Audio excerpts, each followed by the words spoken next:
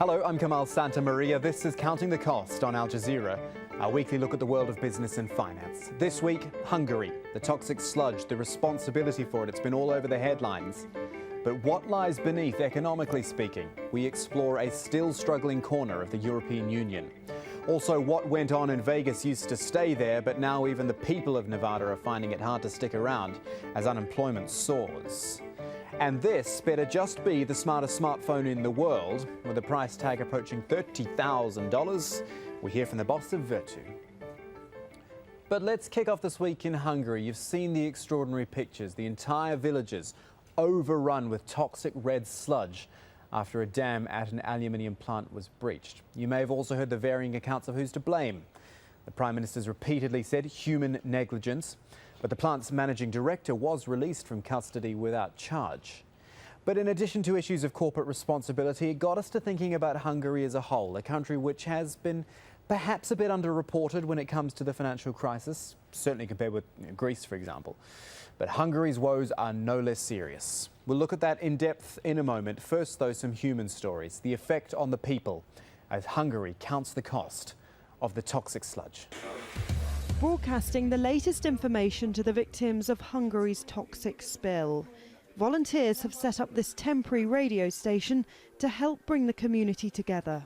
We are connecting people here, connecting not only people to people, but the authorities and the people, because there is no other mean of reaching the whole city of Devesher at the same time. That's radio, there is no newspaper here. Hundreds of homes have been rendered uninhabitable, and of course that means hundreds of families are now homeless. Now for some, they will be able to come back, but for others, it simply won't be an option. An hour away from the site of the spill, Győr Hospital. This is where some of the injured were taken, including Scholt Wies, whose second-degree burns are beginning to heal. Nem megyek vissza. I could never go back to live there because I don't believe it's safe. Whatever they say, I could never sleep there in peace. Bit by bit, this community is trying to piece itself together. In the first moments, when we realized the sludge was coming, we were too shocked to think about emotions. We just wanted to save people. The reservoir which unleashed such harm on these communities is still unsafe. While the threat of a second toxic spill remains, people here will not feel secure. Nor will they feel secure when they look at the state of their country as a whole. Hungary's been in an economic slump for the past 5 years, really, slowly collapsing, much like that toxic waste dam, actually. Go back to 2007, Hungary's external debt, look at this, it equaled 97% of GDP. The following year, and this is on top of billions being pumped in from the EU, the International Monetary Fund granted a loan of over $15 billion. But both refused to let Hungary widen its budget deficit. The country, it's got a target of 2.9%. It had asked for a bit more leniency, around 3.9%. But despite that setback and it being the most indebted country in Eastern Europe, Hungary's economy minister has said it will not be taking advantage of any more IMF credit. Joining us from London now to talk through some of this is Angus Campbell from the London Capital Group. Angus, thank you for your time. You know, Hungary just got itself into so much trouble in this financial crisis. It went cap in hand to the EU and the IMF. What was so different, or indeed so acute, about its problems in this financial crisis compared to other EU countries? Yeah, I mean, in a way, it was an accident waiting to happen. There are some of these Eastern European states and Southern European states rather unfairly referred to as the pig countries, but certainly in the case of the Eastern European states, they have such huge budget deficits. A vast amount of their wealth is spent on propping up their economy through the state. And it got to a stage whereby the growth of that economy was simply unsustainable and couldn't prop up the sort of the state side of the economy. The income they were getting, the taxes they were reaping from the private sector wasn't able to sustain that. So in the case of Hungary, it meant that a large austerity package had to be introduced in the mid-2000s, in 2006, That led to a great deal of unpopularity amongst the administration at the time, and the new Prime Minister who's been elected this year, he's having to continue through with a lot of that austerity, which is of course very unpopular, but it's very much required in order to bring the country's public finances back into a decent situation.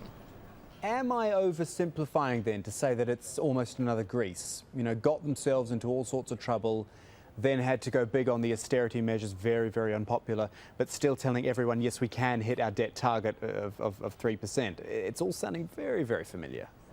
It's a very similar situation. If you look at Greece and Hungary, it's almost a copycat situation. Hungary, to be able to hit its 3% target, is going to seriously struggle, and they are fighting to at least change that target, because of course this is all mainly down to politics, that they want to increase that target, because they do understand deep down that it's going to be very, very difficult to rein in their spending and hit 3% of GDP. But the pressure is coming from the IMF and it's coming from the European Union. They have to introduce these measures really to balance the books. Okay, what about relieving the pressure in other ways, though? I'm reading here about Hungarians taking loans in Swiss francs, $34 billion owned in Swiss francs. I mean, how does that play into fixing all of these economic problems in Hungary?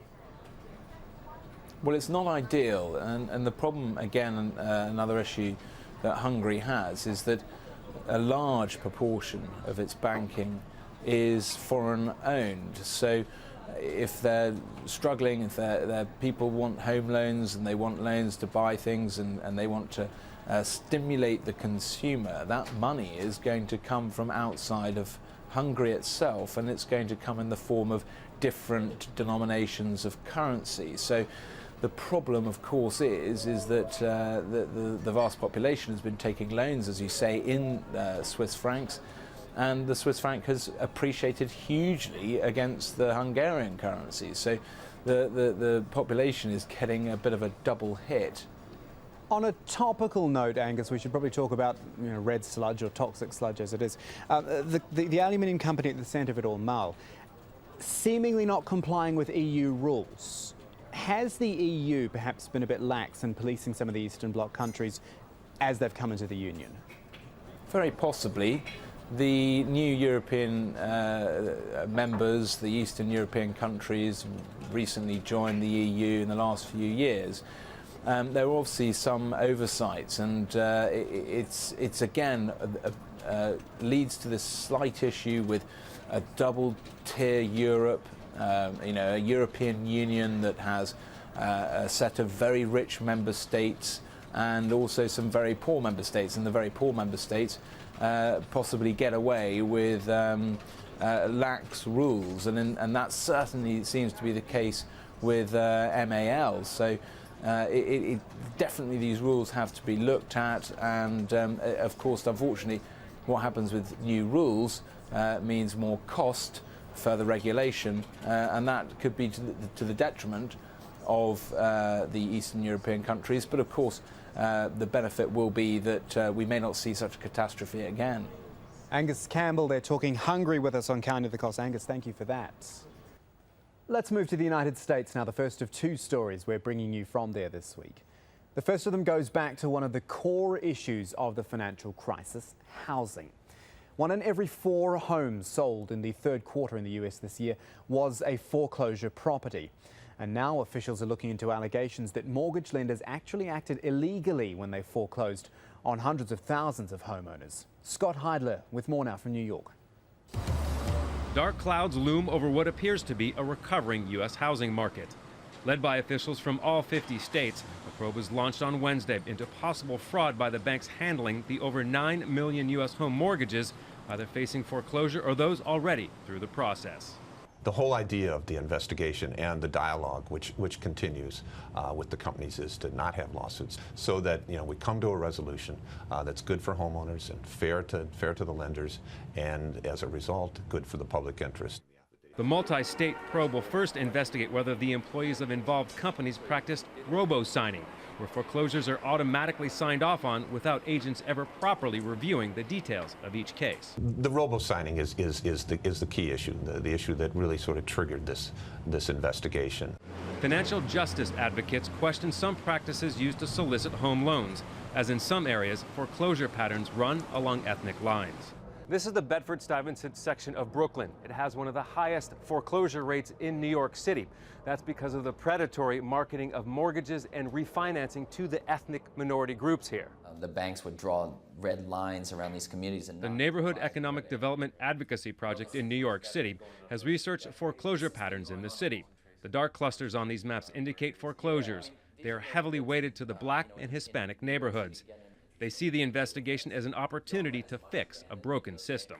The banks must be made to use this moment not just to fix their processes, but to make this system right by really on a massive level restructuring loans with borrowers to reduce the foreclosures going forward. Some big banks put a hold on tens of thousands of pending foreclosures even before the investigation was launched.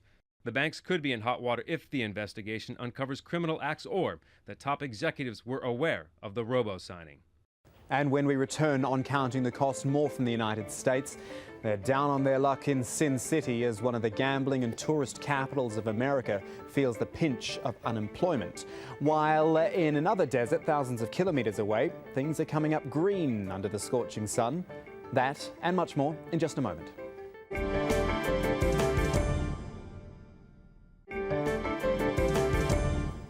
Welcome back to Counting the Cost, your weekly business stop right here on Al Jazeera. Back to the US now, and we're heading into the Nevada desert to Las Vegas, a place where you can gamble the night away, see the biggest shows and performances, stay in the most exciting hotels. Generally, you can cut loose to your heart's content. At least that's the picture we're used to of Las Vegas. Rob Reynolds traveled there and found a very different one.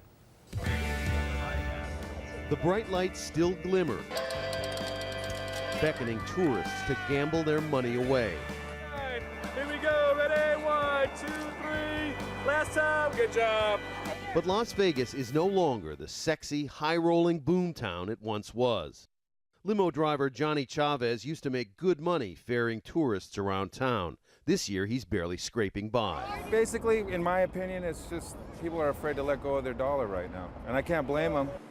The city's jobless rate is 14.7%, among the highest of any U.S. big city. And Las Vegas has more home foreclosures than anywhere else. This has always been the place where Americans come to kick back and have fun. But with the recession, high unemployment, and a lot of uncertainty about the future, Americans aren't in much of a partying mood anymore. That's bad news for Las Vegas's biggest business. Gambling receipts are down substantially for the third year in a row. Hotels are half filled. Room rates have been slashed. On the Strip, massive hotel casino projects sit unfinished, evidence of a construction boom gone bust. Steve Hill runs a building materials company. The construction industry is down probably 70% from a peak. So it's bad. It's really bad for the 200,000 people or so in our state who are unemployed, who are struggling to keep their homes. Some people have had enough. Lori Hawkswell has lived here all her life. Jobless, she's selling or giving away all her things and leaving Las Vegas. We've had one sale since we started the yard sale, and that was for, I think, $12, $14, I'm not positive, yeah. I'm excited to have a change and move beyond what is now stagnant and dying, you know. There's not a lot of joy in Las Vegas, there's not. Yeah, not the picture we'd come to associate with Las Vegas, but then this next story, for different reasons, kind of the same. The Middle East desert is pretty unforgiving, and although cities like Dubai and Doha have basically sprung up out of the sands over the last few decades, they've been pretty hard work. The climate, the drain on resources, the constant air conditioning. But behold the latest mega project that aims to buck that trend. Dan Nolan with more. This is the first stage of what is hoped to be the world's first zero-carbon city. The Masdar Institute is the university campus at the heart of this ambitious, expensive city, expected to cost the Abu Dhabi government close to $19 billion and some serious headaches to complete. British designer Norman Foster studied ancient Arab cities to discover how they survived without air conditioning, inspiring this tall wind tower to funnel air down to street level. A lot of people have doubted that this is to come true, but looking at what is around us, it's amazing to see that finally it's not a dream anymore, it's a reality.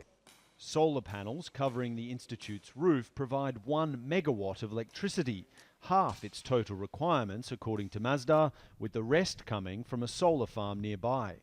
The wavy design of the building's exterior aims to capture breezes and reduce the energy requirement inside the dormitories, which now house Masdar's first tenants. The light is helping us to make the place bright. At the same time, we are avoiding the direct light. With 180 students now studying energy and sustainability here, Masdar Institute is open for business. But the city expected to house 50,000 people being built around it has hit a snag. The expected finish date is now delayed by at least 4 or up to 9 years, while the plan to generate green electricity for the entire city on site has been shelved. They're considering buying renewable power from other locations instead. The biggest challenge being faced here is there's simply no model to follow. Trying to create a zero-carbon city requires ideas and technology that until now haven't existed. So as a result of it, some of the technologies that initially were tested were found not to be ready for the market. And those technologies have created a certain degree of delay. House prices in Masdar City haven't yet been released, but you can be sure that living green won't come cheap. Which is actually indicative of the Gulf as a whole. It's not necessarily cheap, despite the big money around. Here in Qatar, the world's largest exporter of liquefied natural gas, the economy grew a massive 20.4% in the second quarter of 2010, which is great. But it raises the question about what happens when the gas runs out. Well, what about an injection of culture, perhaps? Here's Joanna Blundell with more. Welcome to Doha's brand new cultural village. In just a couple of weeks, it's going to host the second Doha Tribeca Film Festival. It was meant to open earlier in the year, as Doha has been the Arab capital of culture, but it doesn't matter. In just a couple of weeks, this open-air theatre is going to host thousands of viewers, perhaps even Robert De Niro. Here's a little bit of what they were going to see. This is the first comedy show ever. People will see the opening night film, which is Outside the Law. They will also see a performance with the Qatar Philharmonic Orchestra and Net and Sony to a silent film from 1929 called Throw of Dice. The film festival is part of Qatar's attempt to build a post-carbon future, or what happens when the oil and gas runs out. It involves things like science and technology park, investment in education, and world-class museums. And earlier this year, the world's biggest film festival, Cannes, it launched the Doha Film Institute. It wants to grow a local industry. Action! Take one. And it plans to do that by creating a skilled local workforce. It's expanding on the festival's existing year-round educational programme, with initiatives like women-only acting classes and filmmaking workshops. It's got money to fund its own films and hopes to connect these budding filmmakers with other investors in the region and beyond. And that beyond is important. Doha itself only has 25 cinema screens at the moment. So to build a successful market, it's going to have to be a successful exporting business. Bit of tech news for you now. Sony's made a big push into so-called connected television, the kind that brings together television and the internet. If you feel you've seen this before, well, there have been TVs out there that do just that, but take-up's been pretty poor. This time, though, Sony's betting on its collaboration with Google, the internet search giant that powers mobile phones with its Android platform, and has now provided the TV set with its own software. And perhaps not as crazy expensive as you'd think. You can get your hands on a 46-inch LED television for about $1,400. And in its efforts to hold back Google-powered smartphones and Apple's iPhone, Microsoft launched its latest mobile phone operating system. CEO Steve Ballmer took the wraps off no less than 9 phones powered by Windows Phone 7, as it's called. That new system has some ground to make, though, on the big players. According to tech research firm Gartner, Microsoft's share of the global mobile phone operating market will fall to almost 5% from 9%, and Google's share, that's up at 17%. And while we're on the phone, a smartphone that'll set you back as much as $28,000. Vertu is very much a luxury brand, you know, the kind that uses gold, sapphires, rubies, those sorts of things to make mobile phones. Now, though, it has branched out into smartphones. The question being, why? When iPhones and Blackberries and the like do the same job for a fraction of the price. Here is the president of Vertu, Oosting, to explain. On each Vertu device, there's a concierge service. So always on the outside of the case, there's one button that gets you in direct contact with our Vertu concierge 24 hours a day, 7 days a week. And will help you anywhere, whatever you might need to get you up on the ground running if you're in a new country, but also helping you domestically for any request you might have. That might be tickets, that might be restaurants, that might be all kinds of unusual requests that we get through our customers daily. We had a very unusual request from, as a matter of fact, from India, where somebody ordered an elephant through our Vertu concierge, and I have to say, and luckily we were able to deliver that in 48 hours. Yep, there's the answer to your question. That's why it costs $28,000, because there's someone on the other end all the time to do all your work for you. If you've got a smartphone, be it one that costs tens of thousands of dollars or not, pointed in the direction of counting the cost online, here's the page. You get there from the business tab at aljazeera.net/English. This episode goes up there in full, along with blogs and previous shows. And our Twitter following grows by the week. Always good to see. Keep your thoughts and your comments coming into us at AJ Counting Cost is the name to look for on Twitter. But that is it for this edition of Counting the Cost. I'm Kamal Santamaria from the whole team. Thanks for joining us. We'll see you next time.